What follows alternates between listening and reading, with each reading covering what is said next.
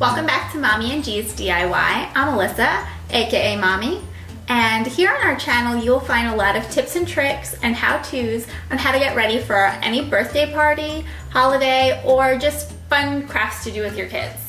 Today we're going to be making the perfect buttercream for any cake project. Here on our channel we're going to be doing a lot of baking, and you're always going to need a good sturdy buttercream that will actually allow you to decorate your cakes. And I say a decorator's buttercream because if you go to the grocery store and you buy a tub of icing, that is not going to work. You see all these awesome videos on Instagram, or you see projects on Pinterest, and if you try to do these with a jarred buttercream that you buy in the baking aisle, it is not gonna work and you're quickly gonna have a Pinterest fail. Trust me, I've been there. Regular icing, the kind that you would buy in a tub at the grocery store, is going to be much less thick.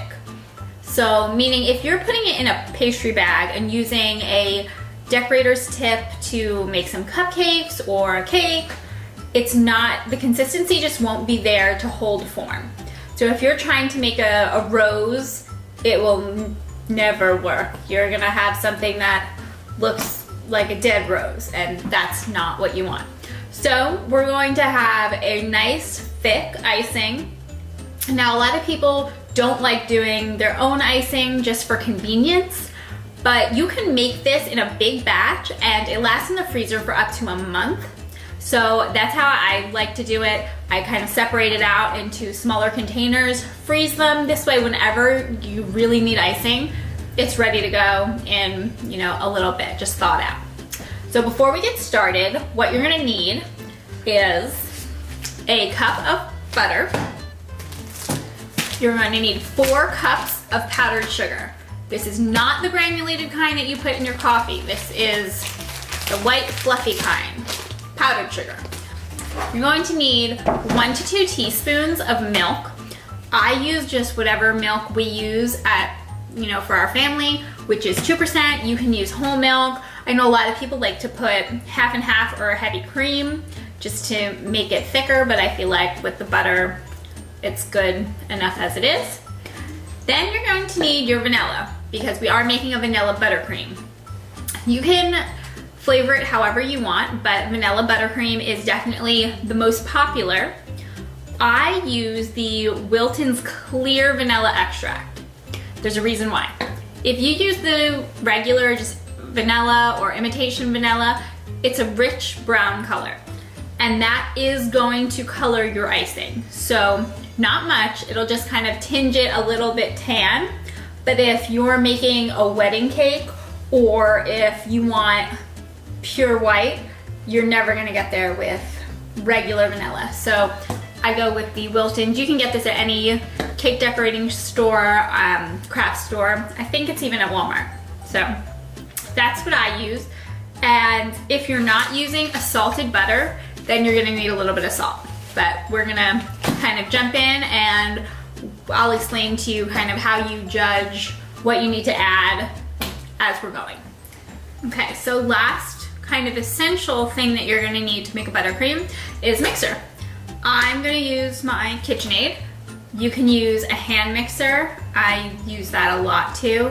This is just easier kind of for video purposes to show you what to do. I do not recommend trying to whisk this by hand. You're gonna get really tired really fast, so get a mixer. We are going to start out with our butter. You want 1 cup of butter for this recipe. 2 sticks. Each stick of butter is half a cup, so that makes 1 cup of butter. You want this to be softened because if it's just really hard out of the fridge, it's gonna kind of make clumpies in your icing and it's not gonna be as smooth, so we don't want that. If you forgot to take it out, probably like an hour before, you can put it in the microwave, but be very, very careful. I have melted sticks of butter very often in my microwave and it's a giant mess and it's really hard to clean up. So if you put it in the microwave, be careful, put it in a bowl and Do it just a couple seconds at a time until it just softens. You do not want it to be liquid because again, it will mess up your recipe. I just recommend taking it out an hour beforehand. Okay, so first step is we're going to whip up the butter. Okay, so just turn that on. It would help if I raise the bowl. If I was strong enough to raise the bowl. So turn your mixer on about a medium speed, and we're going to kind of mix the butter for about 2 minutes.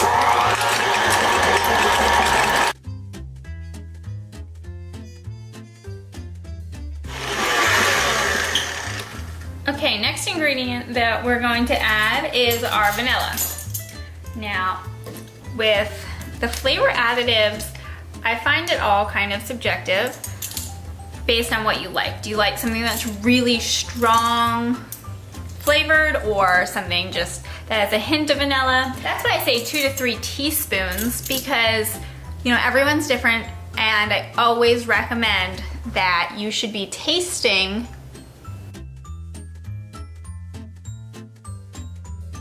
We're gonna start with just 2 teaspoons, and once every other ingredient is incorporated, it's gonna be to taste. If we feel like it needs some more, then we will add more.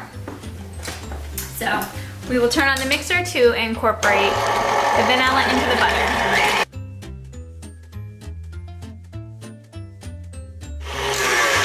Okay, and once that's all incorporated, then we're going to put the 4 cups of powdered sugar. And now this is the 1 pound bag. We're using the entire bag, 16 ounces. Okay, for this step, if you've ever worked with powdered sugar before, you know it's super light, super airy, and if I turn the mixer on right now, it's going to be like a sugar explosion in the kitchen.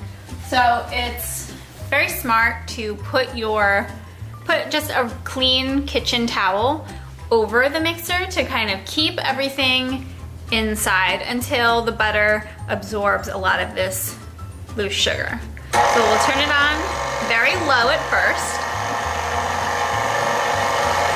Let the sugar work itself into the butter. See if you can see it's already kind of coming out the back here. I'll turn it up a little bit okay, at this point, your sugar is incorporated so that all of that loose dust won't bother you anymore. Okay, I like to turn it off here, scrape down the sides, just to make sure that any loose sugar will be mixed in. You've got a nice, super thick consistency right now. Right now it'll be a little too thick for icing, but that's why we still haven't added our milk. While that's finishing up, I'm going to add some milk into a measuring cup just to make it easier to add. I'm not the strongest, and if I try to use the entire gallon to measure out tablespoons, we're going to have a mess. Start with 1 tablespoon. I'll turn off the mixer to put this in, or else it'll splash everywhere.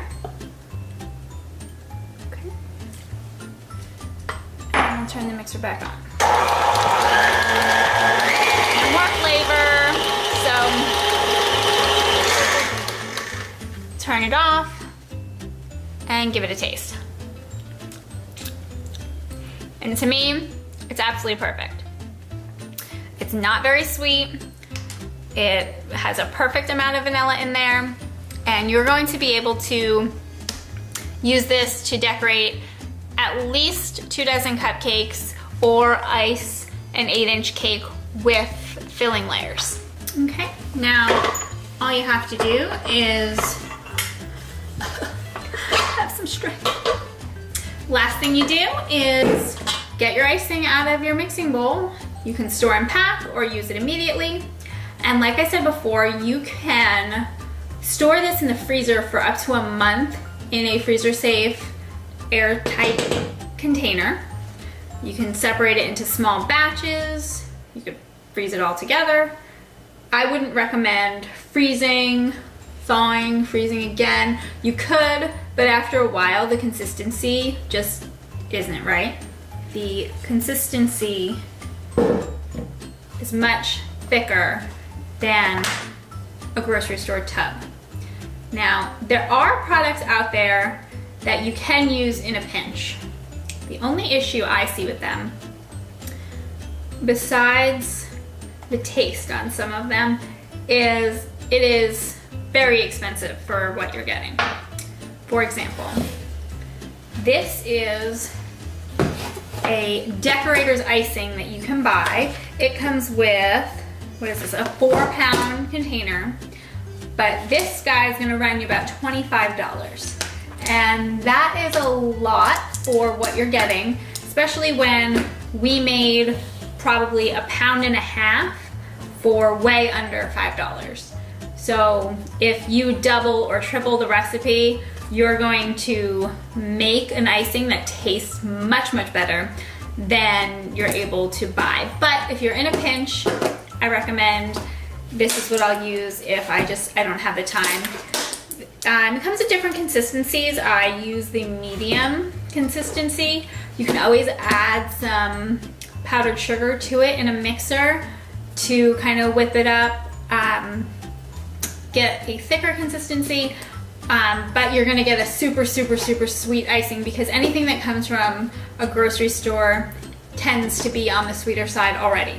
So if you stick with this recipe here that we made today, you're going to get a great tasting, really cost-effective, just impressive icing that people are, always commenting on. Oh my gosh, this icing is so great because it's not that overly sweet. You can only have a tiny piece of cake, which sometimes it's not that bad. But so there you have it. This icing is great for coloring. You can use gel colors, powdered colors, or just the drop colors from the grocery store, and you can just get every color of the rainbow to make any kind of treat or kind of go with any theme that you're having for a birthday party or, yeah, I lost my train of thought. So there you have it, we're all done. A quick 10-minute icing, and you can, how come the intros and the outros I've turned dumb? Well, that's it, there you have it. We finished our easy decorator's buttercream, and thanks for watching. And if you really enjoyed this video, like and subscribe below, and stay tuned for upcoming cake projects where we'll use this buttercream. See ya.